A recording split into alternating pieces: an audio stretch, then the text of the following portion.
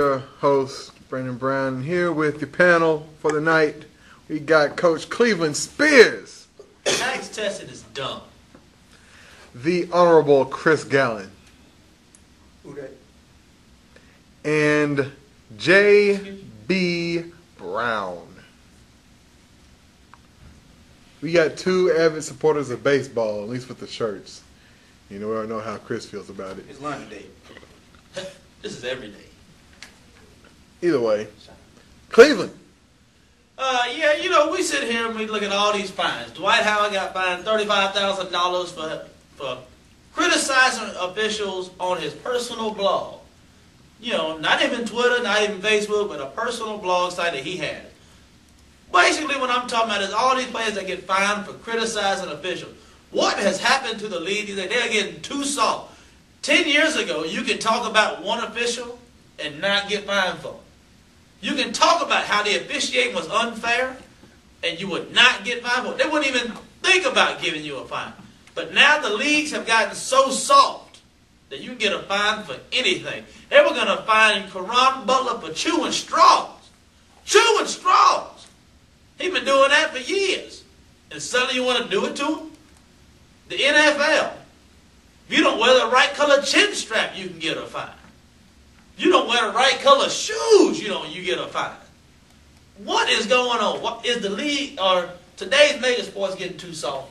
I wouldn't say the NFL getting soft. Mainly, it's a business deal. It's a business. Mainly, they want you to look professional. Mainly because you're a professional athlete, you're representing that team, and I guess those team colors. So if your team, if your team wears black shoes, wear black shoes. If you want to wear white shoes, get some black spat over it. It'll look tight anyway. But either way it goes, shoe color or not, it really does not affect your play unless you're looking just to be pretty on the field.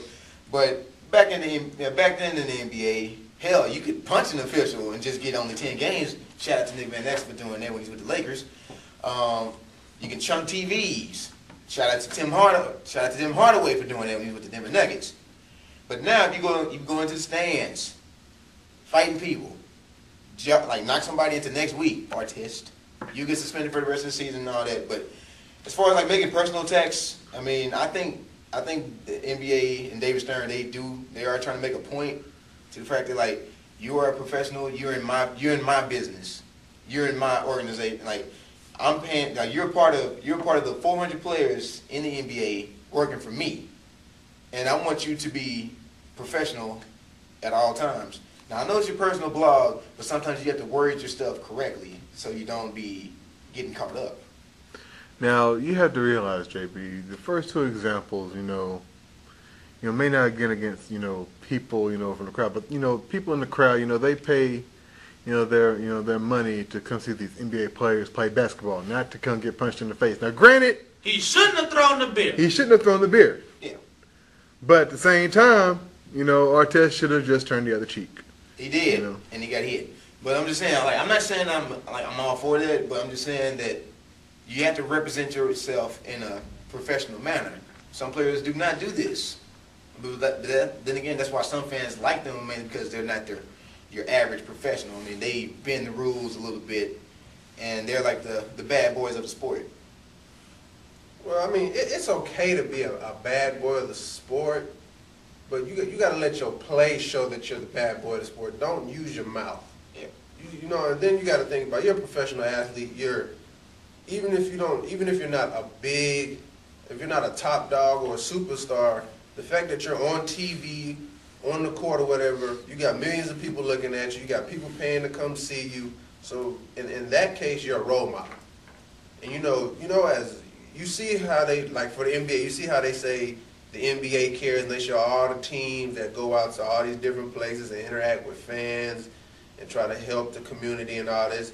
Even on those commercials, you see the big players and you see players that you didn't even know played on the team. So any other games. So, I mean, it's a public image that you try to maintain. Now, as far as like Dwight and the criticizing the officials, I mean, to me, that right there is kind of stupid.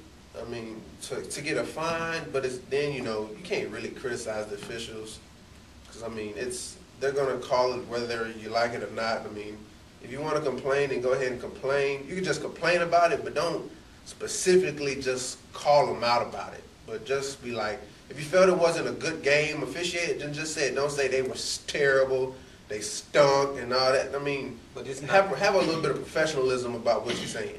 Well, I mean, you got to think, his blog didn't say the officials stunk. He just said the officiating the series, I feel like some of the calls could have went the other way. And really true, some of the calls could have went the other way. Some of those little the fouls that he had could have went on the offensive side of the ball. I mean, you can't run into his arms and then call the defensive foul on it, but they did. I mean, and of course, you don't want to go ahead and start blasting referees. You don't be calling out Joey Crawford or anything like that. You just want to be like, look, I felt that it was wrong. I was wrongly charged with some fouls, and I believe that's all you can say about it. Because you can't just go out there and say, hey, you know what, so-and-so referee was terrible, so-and-so referee was terrible, so-and-so reminds me of Tim Donaghy, stuff like that. If you do that, yeah, you deserve a fine for that. But if you go on your personal blog site and says, hey, look, I feel like some of the calls could have went the other way, and then you get slapped with a $35,000 fine, I don't think that's fair at all. I mean, they could also go into context with like some of the players that beg for calls and know they're in the wrong. I mean, that pretty much hurts their integrity within the game itself. So sometimes the refs are in the right and sometimes they're in the wrong. So I mean, it's pretty much you have to pick your time. You have to pick the time and the place to pretty much express your feelings without getting a nice little phone call from Mr. Stern talking about bring your checkbooks. Yeah, I believe Stern is doing this because Roger Goodell has straightened up the NFL, like completely straightened it up. Bud Selig, he's trying to get there. He hasn't got there yet, and I forgot the commissioner from the NHL, but he straightened up that league too. I mean, especially with the concussion thing, he attacked. But he did that. I'm gonna say like right then. Yeah, the difference is he did. One person got a concussion the next day. The rule was changed. Yeah. You can't do that in other three major sports. Well, man, there was like that whole Scott Bertuzzi deal. No, not even after that he really did it. It was kind of like.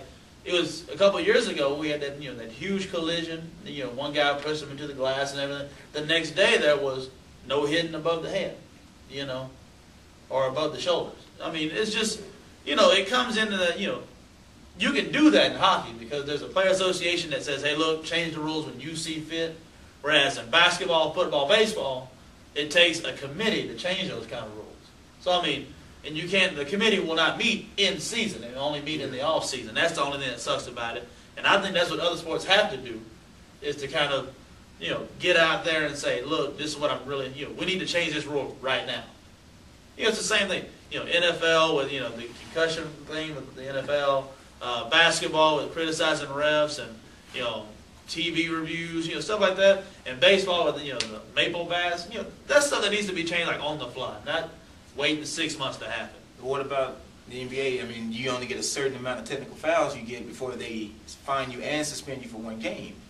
I mean, that happened. That happened in the off season.